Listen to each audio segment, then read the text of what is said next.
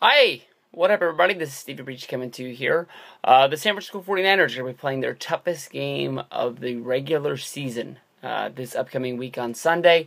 I know that there's lots of talk and everybody's been looking forward to these two games that the Niners and Seahawks are going to play as divisional games. But honestly, when I think of it comes down to it, the 49ers and the Seahawks match up almost close to identical. I think that both of these teams study each other inside and out. You can look back to the same day that Percy Harvin was traded from the Vikings to the Seahawks. This is the same day that Antoine Bolden was traded from the Baltimore Ravens to the San Francisco 49ers. It's almost like they match each other move for move. If you're going to make your running backs look better, we're going to make our running backs look better. If your receivers aren't going to be better than our wide receivers, pretty much these two teams, when they match up against each other, are pretty much going to be close to identical.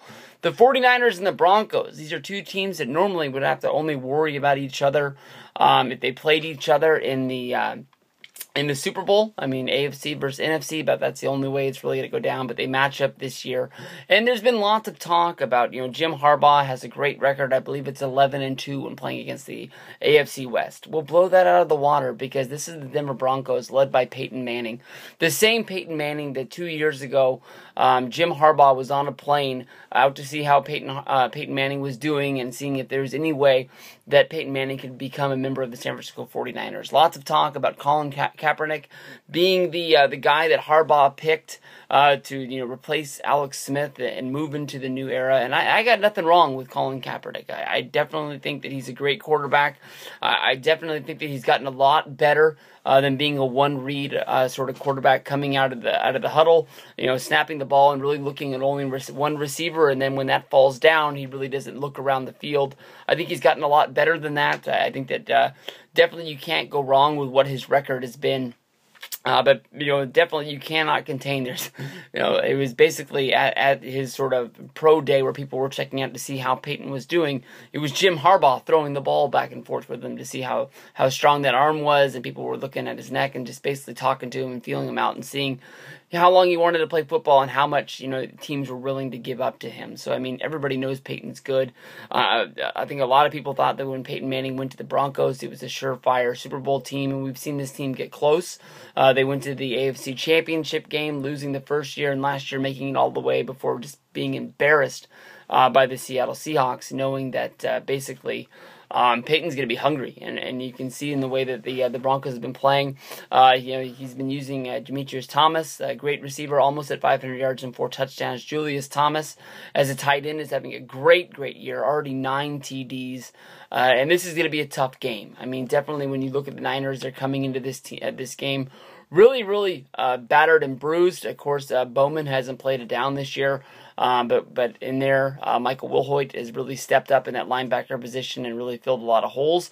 But then you got to think about Patrick Willis has a hurt toe. Basically, he's came out and said that he's all but out. He's going to give it his best go, but it is very, very doubtful that he's going to play.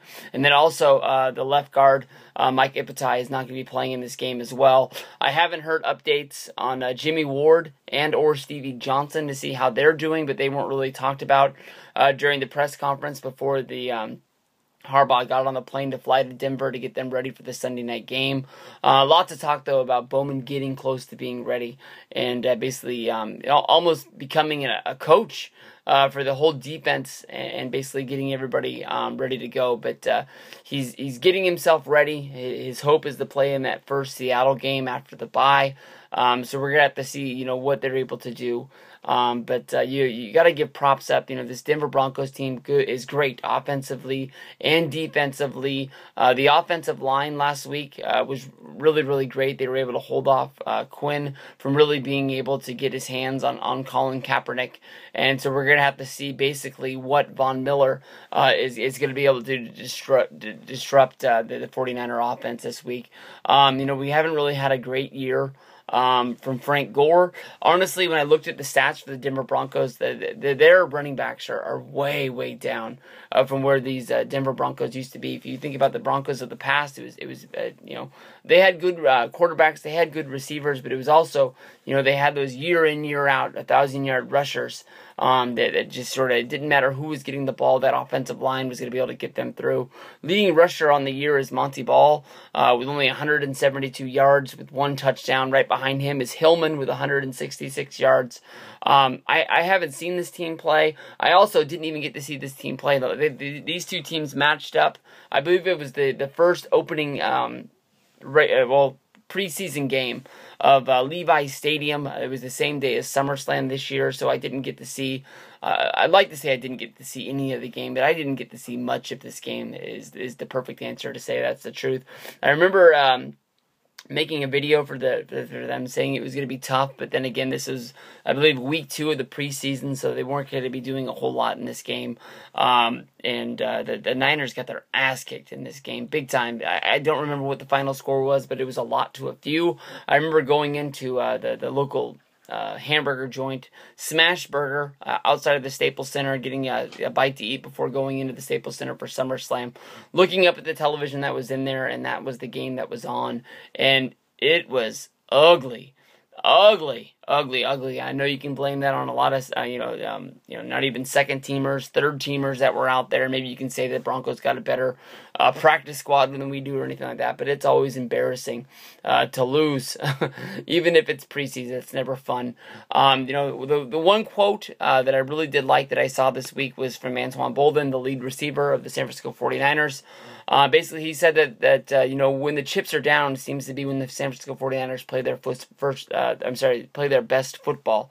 You can look at and see, the Niners being down 14-0, being able to come back on St. Louis, and there's a lot of injuries out there, and everybody knows about that. San Francisco is not coming in their strongest, and I'm not trying to make this video out to be, a whole bunch of, reasons why we didn't win this game, because I believe this is a game that we could win, even though I do believe it's one of our toughest challenges of the season.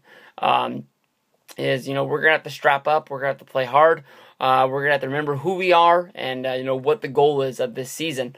Last week with the Seattle Seahawks, losing, we were able to really make a step up and gain some ground in the NFC West. I know that we're both chasing the same team, and that's the Arizona Cardinals, who are 4-1. But at 4-2, we're sitting at second place, and we don't want to fall down at all. Seattle's got a game where they're going to be going up against the Rams this week.